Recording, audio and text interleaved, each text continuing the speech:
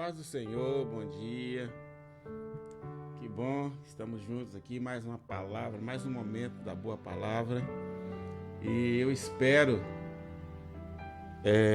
estar atendendo a expectativa de todos. Eu coloquei agora há pouco aí que para eu falar, porque eu não estou vendo, eu só consigo ver a imagem aqui do estúdio. Mas que o Espírito Santo nesta manhã possa abençoar a todos. Nós estamos aqui mais um momento da boa palavra. Que o Senhor possa abençoar a todos. Você pode nos ajudar compartilhando, tá certo? Nós estamos de cara nova aí, mudou, eu tô meio que ainda, mas Deus vai abençoar, que vai dar tudo certinho. Espero que vocês gostem aí das mudanças que nós estamos fazendo ainda. Eu estou aprendendo aqui ainda, sou calouro aqui no novo sistema. Que Deus em Cristo possa nos abençoar rico e poderosamente. Eu quero carinhosamente agradecer o Eric, né, que está aí, que ele é o técnico responsável, está trabalhando aí. Quero mandar também um abraço para a galerinha aí, para a turma da Rádio GV Gospel. Um abração aí para o nosso diretor José Amâncio e a turma aí que tem nos apoiado, que tem nos dado forças, certo? Tem nos dado força em relação aí ao nosso trabalho da boa palavra, tá certo? Que o Espírito Santo possa nos abençoar rica e poderosamente. Amém? Nós vamos passar para a nossa palavra hoje, para a nossa boa palavra. E o nosso tema hoje é Vida Nova em Cristo. Vida Nova em Cristo.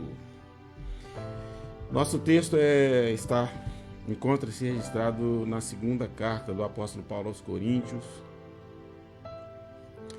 Você pode abrir sua Bíblia e mantê-la aberta aí conosco, tá? Segunda carta do apóstolo Paulo aos Coríntios, o capítulo 5. É um texto que nós já conhecemos, nós queremos falar nessa manhã sobre essa graça, esse momento, né, aprazível, maravilhoso, dessa vida nova, dessa expectativa de nova vida com Cristo. Então, o texto aqui vai nos ajudar a entender muito bem essa questão da nova vida em Cristo. É o nosso tema de hoje. 2 Coríntios, capítulo 5. Sei que a Rosângela está aí e ela gosta de anotar. A partir do verso 14, eu vou ler do verso 14 até o verso 21 e você mantenha a sua Bíblia aberta, por favor. Porque o amor de Cristo nos constrange, julgando nós assim, que se morreu por todos, logo todos morreram. Porque ele morreu por todos, para que os que vivem não vivam mais para si, mas para aquele que por ele morreu e ressuscitou. Assim que daqui por diante a ninguém conhecemos segundo a carne, e ainda que também tenhamos conhecido a Cristo segundo a carne, contudo agora já não o conhecemos deste modo. Assim que, se alguém está em Cristo, nova criatura é. As coisas velhas se passaram, eis que tudo se fez novo.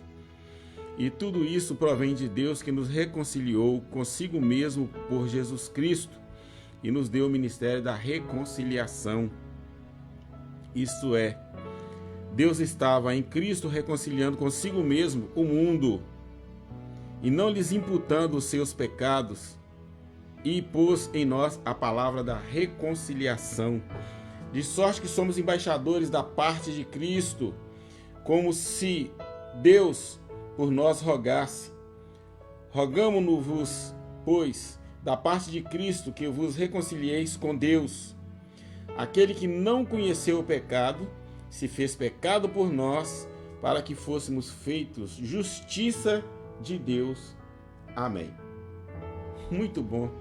E engraçado que eu, olhando aqui no meu tablet, eu descobri que eu não tinha ainda trazido nenhuma palavra, na boa palavra, né, neste momento de boa palavra, do nosso culto doméstico, a respeito desse texto. Ele estava branquinho aqui, falei, meu Deus do céu, né? não poderia deixar de passar, né, esse momento. Vida nova com Cristo. Vida nova por quê? Porque nós nascemos de novo, né? Nós somos feitos na cruz do Calvário, nós nascemos. E diz a Bíblia, né? O apóstolo Paulo falou muito bem a respeito disso, que nós não nascemos nem da vontade da carne, nem da vontade do homem, mas nascemos da vontade de Deus. Isso é muito interessante. Mas o que eu quero nesta manhã falar abordar dois aspectos importantes deste texto. Aí eu faço a consideração, não a partir do versículo 14 20, até o 21 que nós acabamos de ler, mas a partir do versículo 11. Né?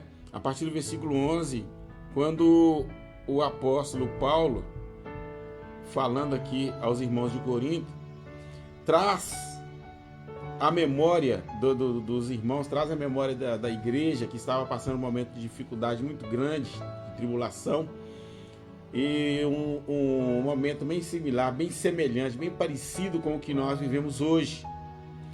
E a intenção do apóstolo Paulo, na primeira carta, Paulo pegou a questão da vida cristã e tratou com seriedade, tratou com muita responsabilidade.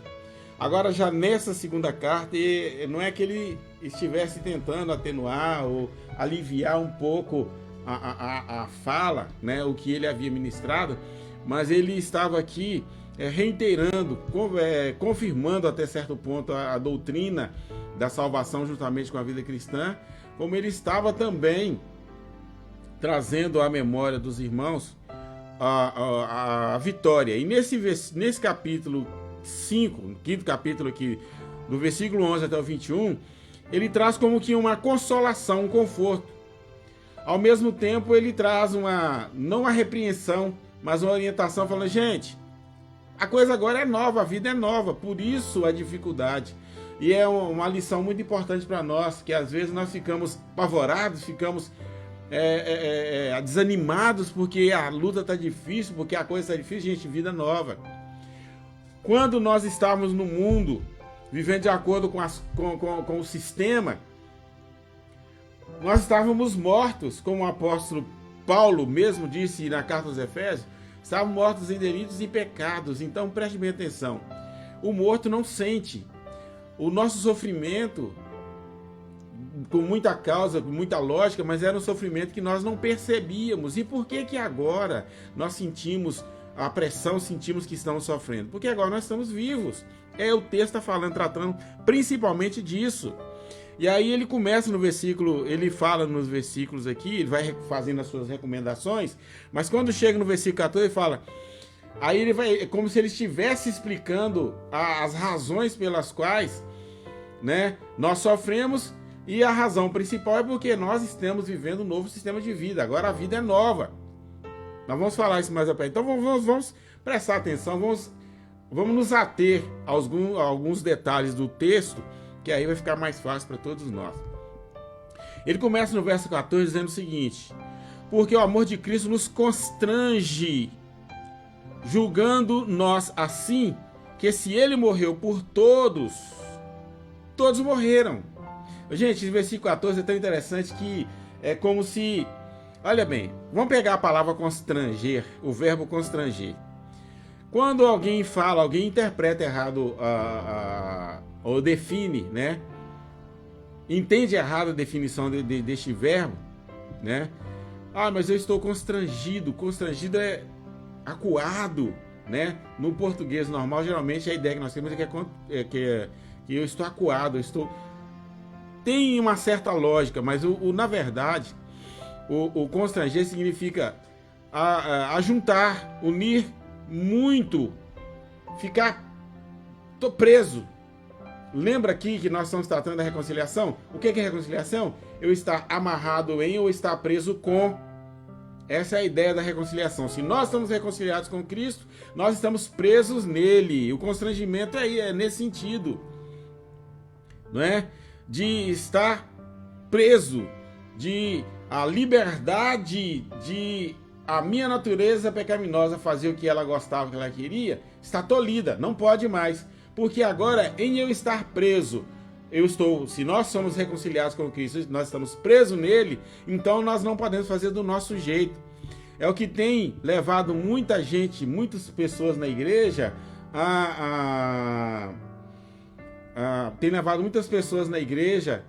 uma situação difícil, uma situação terrível, né? Uma situação de muito sofrimento mesmo, porque, meu Deus, agora eu sou um cristão, eu estou vivendo como cristão, e como é que faz? Como é que a coisa funciona?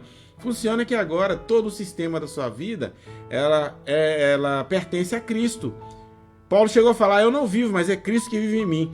Então o verbo constranger aqui mostra com muita propriedade o fato de nós estarmos realmente fazemos parte da vida de Cristo, de nós estarmos vivendo a vida de Cristo. Na verdade, Cristo está vivendo a vida dele em nós.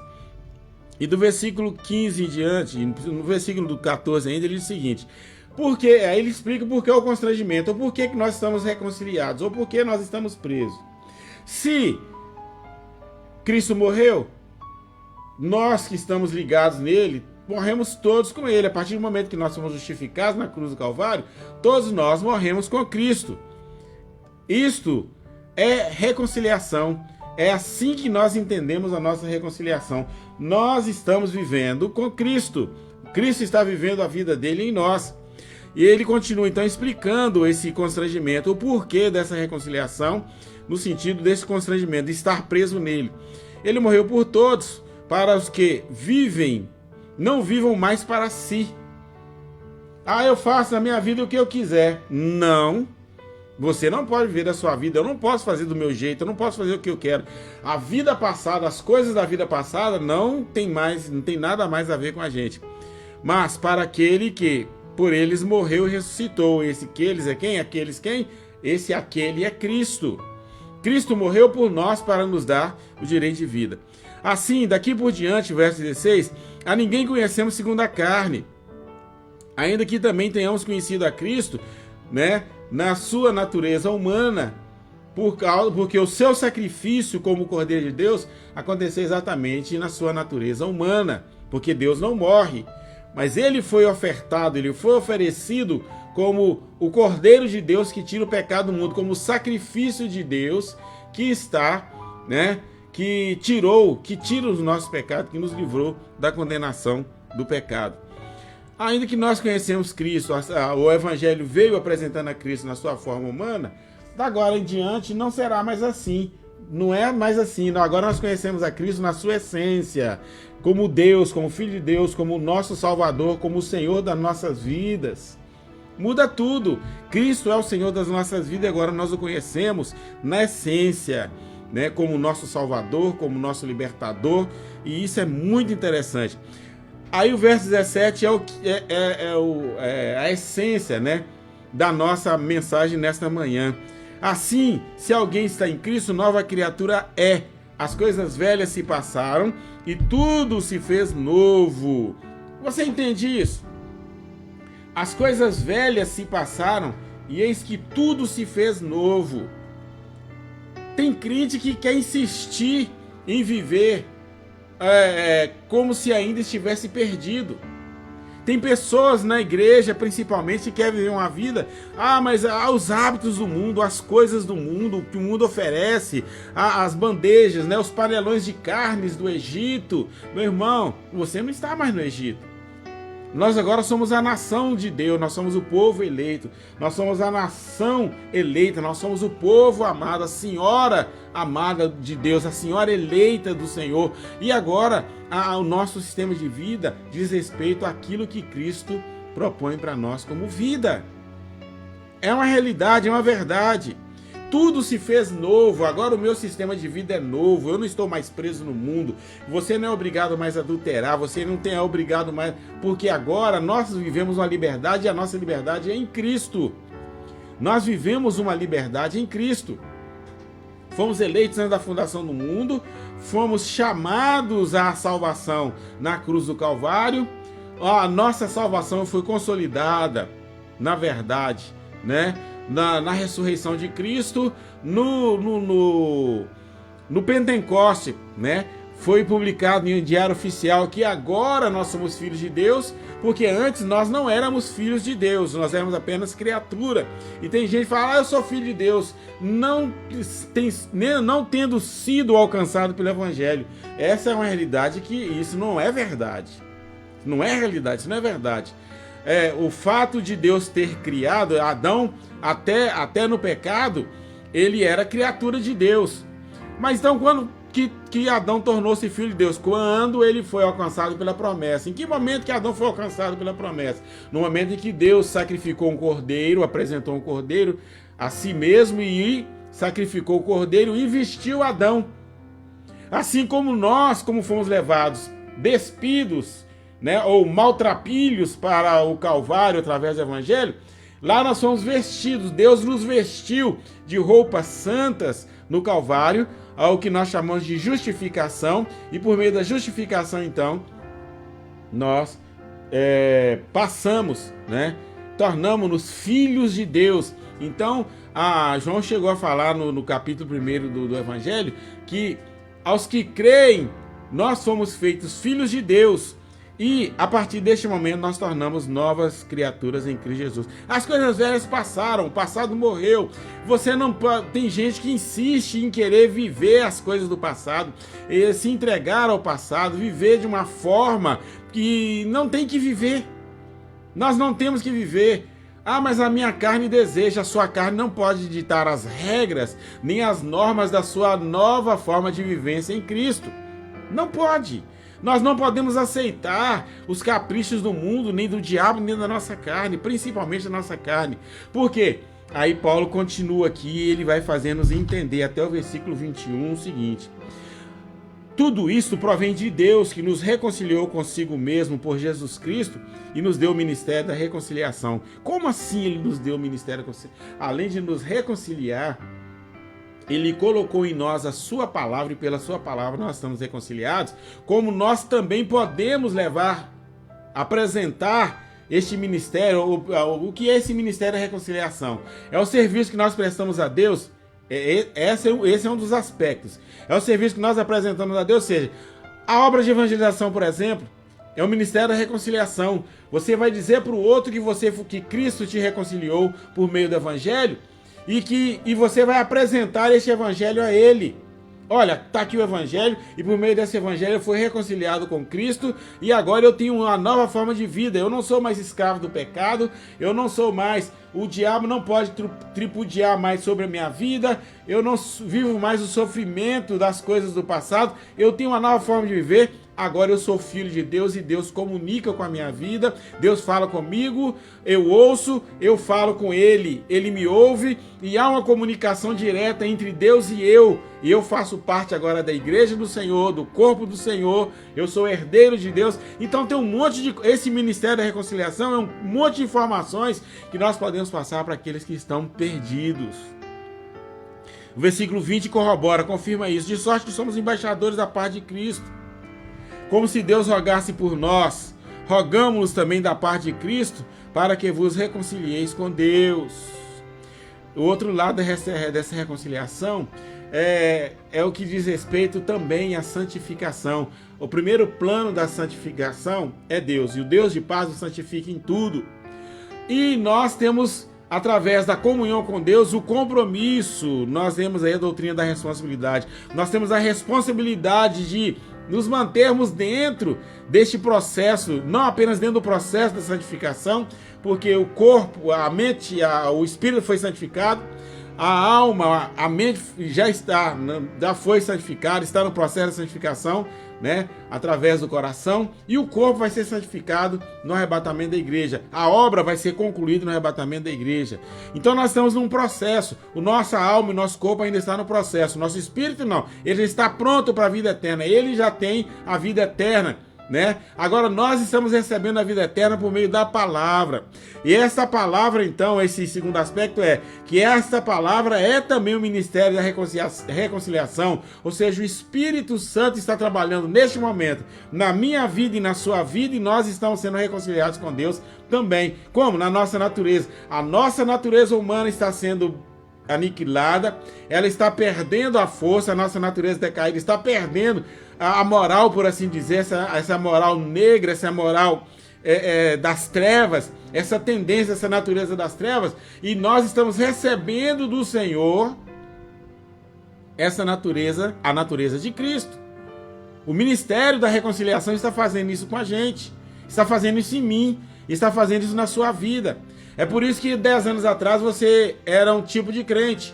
Hoje você já é um crente mais consciente, já é um crente mais maduro. Nós estamos sendo transformados de glória em glória até sermos alcançados pela natureza perfeita, a natureza completa de Jesus. Isso é sublime, isso é eterno. Meu Deus, quem sou eu? Eu não sou absolutamente nada, mas a obra que o Espírito Santo está fazendo na minha vida, esta vida nova que está sendo trazida e aplicada na minha vida, ela é totalmente maravilhosa. Eu não tenho que me gabar, nenhum de nós temos que nos gabar de nós mesmos. Não, nós temos que, isto é para a exaltação e glorificação do nome eterno e bendito do Senhor. O nome de Deus é glorificado nisso, nessa transformação.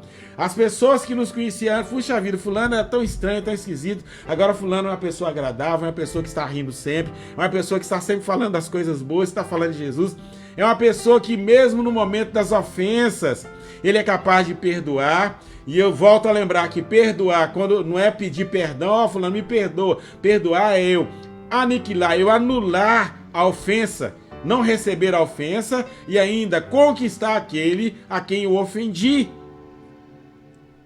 O ofendido, ele tem que ser conquistado, ele tem que ser trazido de volta à nossa comunhão, porque foi isso que o Senhor fez, é isso que ele está fazendo nessa reconciliação, neste novo sistema de vida. Nós ofendemos a Deus no Éden e agora fomos alcançados por Ele, fomos perdoados por Ele através do processo da redenção na cruz do Calvário, e agora o Senhor está trabalhando, está nos conquistando, está engendrando, está inserindo em nós esse novo sistema de vida. Aleluia, que bom! De sorte somos embaixadores. Olha o verso 21. Aquele que não conheceu o pecado se fez pecado por nós, ou seja, ele assumiu a forma humana, a forma de pecado. Jesus foi humilhado porque ele abandonou o trono de graça. Ele foi humilhado porque ele teve que viver 9 meses. Primeiro, depois teve que viver 9 meses no ventre de Maria até que nasceu. Depois mais quase 30 anos vivendo como um ser humano comum, como um cidadão comum. E aí, daí para frente ele veio o ministério, aí terminou pregado na cruz do Calvário. Meu Deus dos céus, é muito amor, não é? É muito amor dispensado a nós. Gente, por mais que nós nos esforçarmos para sermos bons crentes, nós ainda não fazemos nada. Porque essa graça revelada a nós, ela é muito grande, ela é muito profunda. E agora, quando nós paramos diante dessa nova vida, deste novo sistema de vida, nós temos que parar e temos que ser gratos a Deus. Temos que derramar as nossas almas na presença do Senhor e não brincar com o nosso relacionamento com Deus. Não brinque com o seu relacionamento com Deus. Não trate com descaso esse amor tão grande de Deus que nos é revelado o tempo todo. Não brinque, busque o Espírito Santo, porque a glória dessa relação, a glória dessa nova vida, alguém não entende o versículo a declaração lá de Ageu, não é? Ageu, que a glória da segunda casa será maior do que a primeira. Todo mundo acha que a glória da segunda casa, porque eu passei por uma dificuldade, passei por uma tribulação, agora quando agora eu sair da tribulação, isso não é nova casa. Você saiu da tribulação, você venceu mais uma batalha dentro da guerra espiritual, dentro da batalha espiritual, da guerra espiritual, você venceu mais uma batalha. Ou Cristo venceu através da sua vida mais uma batalha. Quando ele falou que a glória da segunda casa será maior do que a primeira, quando Ageu mandou o povo de Deus, de Israel construir, estava falando a segunda casa de Jesus. Jesus é a casa revelada no Velho Testamento pela lei. Agora, quando ele veio na cruz do Calvário, morreu e ressuscitou, ele é a segunda casa. Aí Jesus falou sobre isso, não falou? Falou. quando ele falou com os fariseus que eles, a casa, ele como casa, ele seria destruído e em 3 dias ele seria reconstruído. Aí os judeus ficavam doidos. Vai, como é que vai destruir essa casa? Em 3 anos, em 3 dias vai destruir essa casa e em 3 dias ela será reconstruída. Ele está falando de qual casa? A segunda casa é Cristo. Então a primeira casa espiritualmente deveria ter sido Adão, mas ele caiu. A segunda casa é Cristo. Ele, a glória da segunda casa agora está em nós. A nossa história não pode ser mudada. A nossa relação com Deus não pode ser alterada. Ah, porque eu vou perder a salvação, porque fulano perdeu a salvação. Não perdeu nada. Se ele não tem, é porque ele não ganhou. Não foi alcançado. Quem é justificado foi justificado e está salvo. Aquele que o Pai me dá vem a mim e de maneira nenhuma lançarei fora. Só que na hora da construção tem momentos que alguma coisa, por causa da nossa natureza, é caída dá errado. Não porque Deus errou ou porque Deus falha na construção.